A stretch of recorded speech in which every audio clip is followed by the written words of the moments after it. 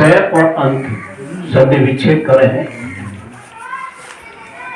क्षय माने नजदीक और जो अंत माने अंतिम है, जहां जिसका अंत तक सामीप्य बना है भगवान से, उसका नाम सत्संग।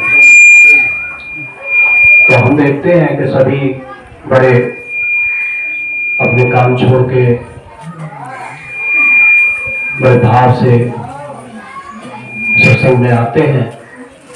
तो ऐसे सभी संतों को मैं नमन करता हूँ और हमारे बीच में बैठी हमारी माताएं बहनें सत्य स्वरूपा, सभी को मेरा बारंबार नमन। कहते हैं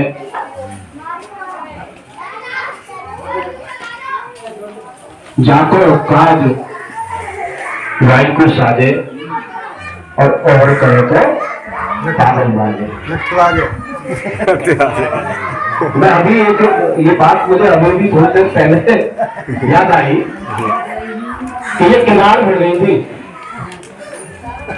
ये किवाड़ भिड़ गई थी और उसको खोलने के लिए मेरे विचार में बच्चे खूब जोर लगाया, कुछ हमारे और लोगों ने भी जोर लगाया। सोचा है कि किसी ने पीछे से बंद कर दिया, भैया भाग के जा इसको खोल, लेकिन नहीं खोल पाया। आई रामनिवास जी, क्योंकि उन्हें पता है कि इसकी ट्रिक क्या है। बिना किसी कष्ट के, बिना किसी उसके, उन्होंने एक हल्की सी मारी और गेट खोल दिया। कहने का मतलब मेरा इतना है कि यदि हमें किसी काम में दक्षता है तो हम निश्चित अपने कार्य में सफल होंगे, और यदि दक्षता नहीं है तो भैया जैसे हार भाई लकड़ी के चारों तरफ घूमे हैं, ऐसे ही घूमते रहोगे, वह पार नहीं पा। दक्षता पाने के लिए बहुत जरूरी है किसी दक्ष व्यक्ति के पास ही उस दक्षता का हम ट्रेनिंग लें। बात चल रही थी, सुरेश जी कह रहे थे, सुरेश जी कि आते नहीं है लोग, गांव के नहीं आते। अरे भैया जिसके कर्म में लिखा है वही आएगा, जिसके सत्कर्म उदय हुए हैं वही आएगा। कई बार आपने देखा होगा कि एक मजदूर अपने घर में मजदूरी लेके आता है तो उसके बच्चे तरह तरह की चीज जब मांगते हैं तो जितना उसका बजट है उसी में से उन सबको बराबर खर्च कर देता है, और वो ये कोशिश नहीं करता कि बचेगा या नहीं। और एक बहुत बड़ा व्यापारी, बहुत बड़ा ठेकेदार या बहुत बड़ा उद्योगपति जिसको लाखों करोड़ों रुपए की रोज आमदनी हो रही है, तो स्टार्टिंग में जब उसने शुरू किया था तो तब तो वो अपने घंटों के हिसाब से खर्च करता था, लेकिन जैसे जैसे आमदनी बढ़ी तो उसने मरीन रख लिया, तिजोरी में बंद करना शुरू कर दिया। तो उसको ये भी पता नहीं रहता कि मेरा धन मेरे पास वास्तव में है कितना। कहने का मात्र इतना सा मतलब है कि जो धन जिसके पास नजदीक है, थोड़ा है, तो उसको साथ के साथ खर्च कर देता है। इसी तरीके से हमारे कर्म, जो हम कर्म कर रहे हैं, जो दुष्कर्मों में लगे हैं और लगातार लगे रहते हैं और नहीं सुधर पाते, तो उनकी स्थिति वही है जो उद्योगपति की है, उसको तिजोरी में बंद करके उसके कर्मों को रख लिया जा रहा है और उसका निर्णय कभी न कभी आगे कभी होगा। और जिसके कर्म शुद्ध है, किसी तरीके से अचानक कभी कोई ऐसा कर्म बन गया जिसका दंड उसे भोगना है, तो वो ईश्वर इसी शरीर को साथ के साथ बताते हुए एक किस्सा याद आ रहा है। सदन कसाई,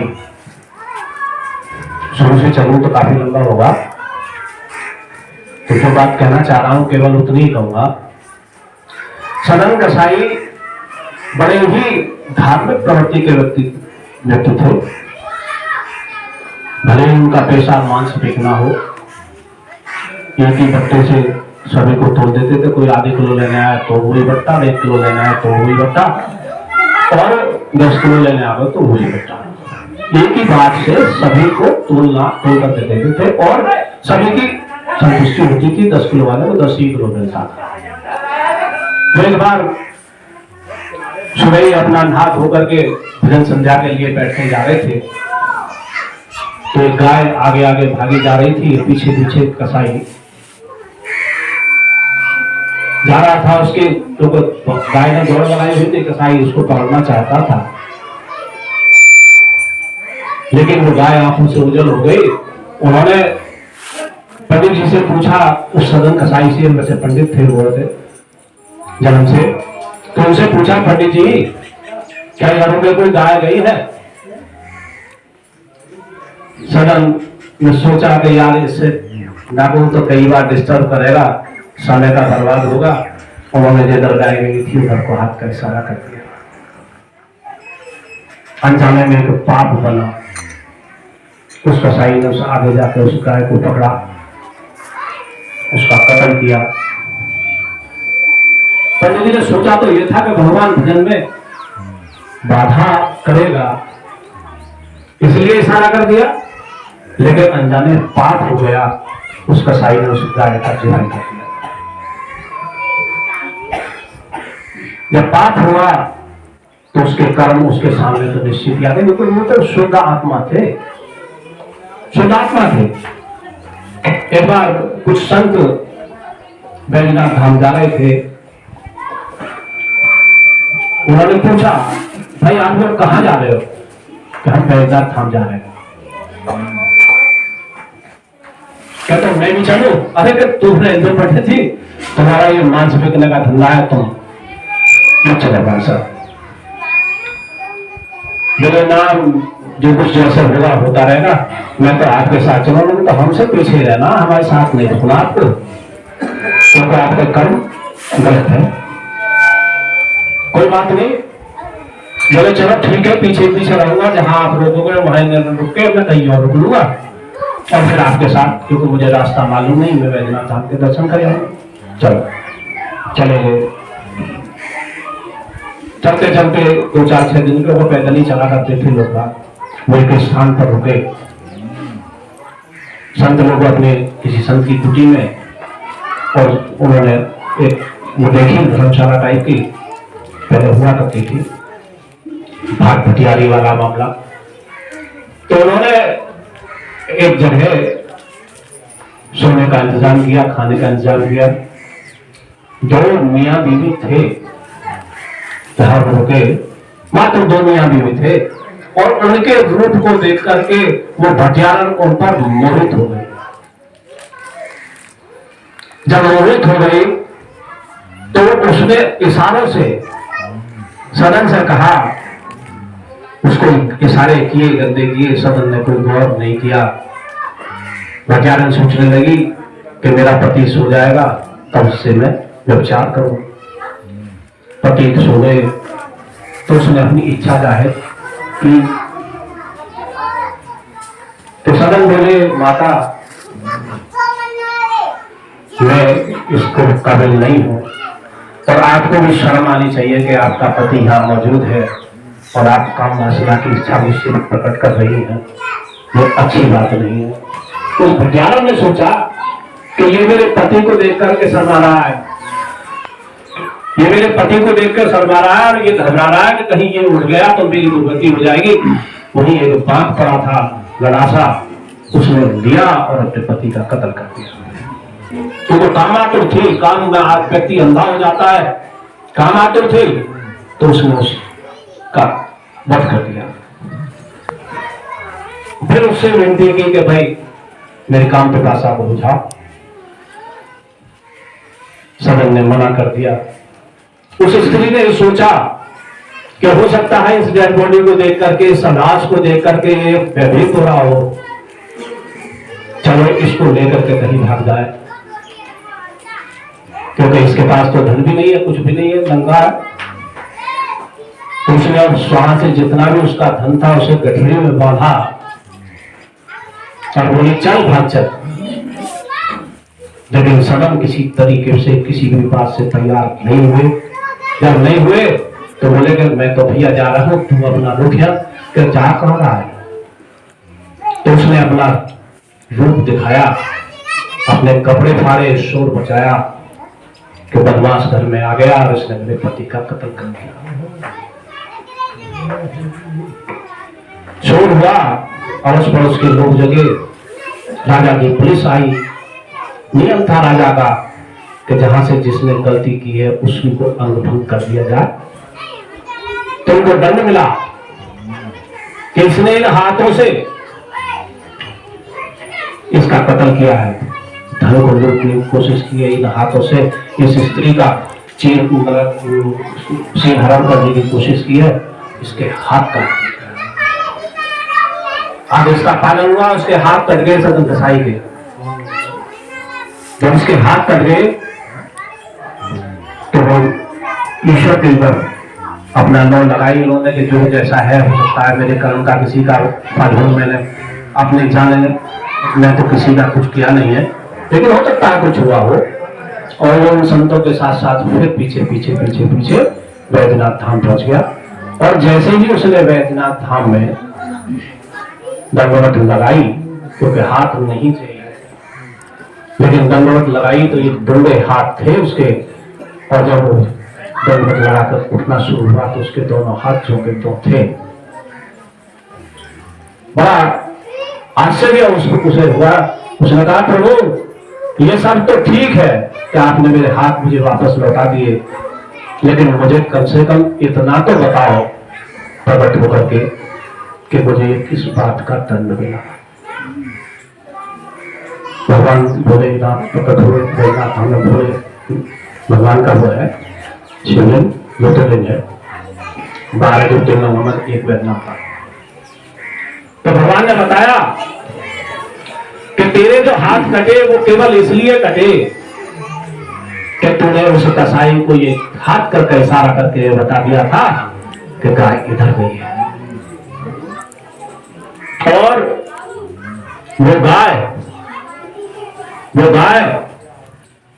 वो औरत थी, और वो कसाई जो मरा वो लोग था, वो उसका पति था। तो सबको अपने अपने कर्मों का फल मिलता है, लेकिन जो शुद्ध आत्मा है उसको किसी जन्म में, इसी जन्म में कर्मों का फल अपना मिल जाता है, और आगे के लिए कोई संस्कार उसके शेष न रहते हैं, वो मोक्ष को प्राप्त होता है। तो इसलिए मेरे कहने का मतलब ये है कि हम लगातार ईश्वर का भजन करते रहें। ईश्वर भजन के लिए सभी ने बताया है आचरण हमारा शुद्ध हो, खान पान हमारा शुद्ध हो। आचरण इतना शुद्ध होना चाहिए कि विपरीत परिस्थिति में भी हमारा आचरण न डिगे, शुद्ध रहे, पवित्र रहे आचरण हमारा। एक याद आ रही है मुझे कि जब शिकागो में स्वामी विवेकानंद अपना भाषण देने गए, वहां सम्मेलन था, तो उनके भाषण के बाद जब वहां लोग बहुत प्रभावित उनसे हुए, तो रात्रि विश्राम में एक विदेशी महिला उनके पास आई और उनसे बोली कि महात्मा जी क्या आप मेरी इच्छा पूर्ण कर सकते हैं? हाँ, उचित गुरु तो अवश्य पूरी करूंगा, ना कि उचित ही है,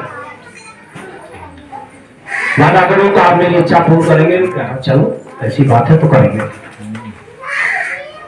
तो बोले कि मैं आपके जैसा पुत्र चाहती हूँ,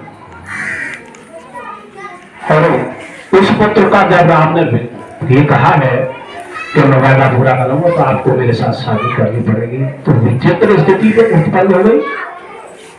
कहा संत, कहा ईश्वर को राह में चलने वाला, कहा बंधन में बांधने की तो बात आ गई। तो उन्होंने उसी स्त्री से बिना विचलित हुए पूछा कि एक बात बताओ कि हाँ, कि तू वास्तव में मेरे जैसा पुत्र चाहती है या अपनी काल वासना की पूर्ति चाहती है? उसने कहा स्वामी जी वास्तव में मैं आपके जैसा पुत्र चाहती है। तो स्वामी जी ने बड़े ही सरल स्वभाव में कहा कि हे माता, तू मुझे अपना पुत्र मान, क्योंकि तुझे काम वासना से कोई मतलब नहीं है। मुझे भी मेरी माँ चली गई, माँ मिल जाएगी, और तुझे भी मुझ जैसा पुत्र मैं कहाँ ढूंढूंगा, कहाँ क्या करूंगा, मैं तेरे पुत्र के रूप में तेरे साथ। तो विपरीत परिस्थिति में ही अपना संतुलन न खोए, आचरण पर विशेष ध्यान दे। यदि हमारा चरित्र शुद्ध है, चरित्र शुद्ध है, हमारा बहिरंग शुद्ध है, तो हमारा अंतरंग भी शुद्ध हो जाएगा। ये जो मन हमारा अग्रगामी है, अगर हमारा आचरण शुद्ध है, खान पान शुद्ध है, तो ऊर्ध्वगामी जरूर होगा, निश्चित होगा। क्योंकि इस संसार से हटने के लिए एक ऐसा बांध हमें बांधना आवश्यक है, क्योंकि ये ऊर्जा मन की स्थिति है, सभी की स्थिति है। पानी को आप कहीं छोड़ दो, निशान में हो जाएगा। इसी तरीके से ये माया संसार की, ये हमें नीचे को ले जाती है, हमारे मन को नीचे निरंतर नीचे नीचे नीचे ले जाती रहती है। लेकिन यदि हमें ईश्वर की प्राप्ति करनी, तो हमको उसको मन को अपने ऊर्ध्वगामी करना पड़ेगा, और उसके लिए हमें ऐसा बांध लगाना पड़ेगा कि जितना पानी हम नीचे गिर चुके हैं, उसमें ही ऊंचा बांध की हमें आवश्यकता है। तो हम ऐसा बांध अपने आप में लगाएं। हो सकता है कभी कभी जैसे ये भी संभव है, हम खेत में देखते हैं बांध में लगाया जैसे, तो उसको निरंतर निगरानी की भी आवश्यकता है। हम अपने दिन के पूरे कार्य जितने भी हम करते हैं, तो रात्रि में लेटने के बाद हम 5 मिनट इस बात पर जरूर ध्यान दें कि हमने वास्तव में क्या क्या किया, किसका मन दिखाया, किसका प्रयोग किया, क्या शुभ कर्म करे, क्या अशुभ कर्म करे, और ये निर्णय यदि अशुभ हुए हैं तो आगे से हमको न हो। इसी पानी को कहते हुए मैं निदान को बता देता हूँ।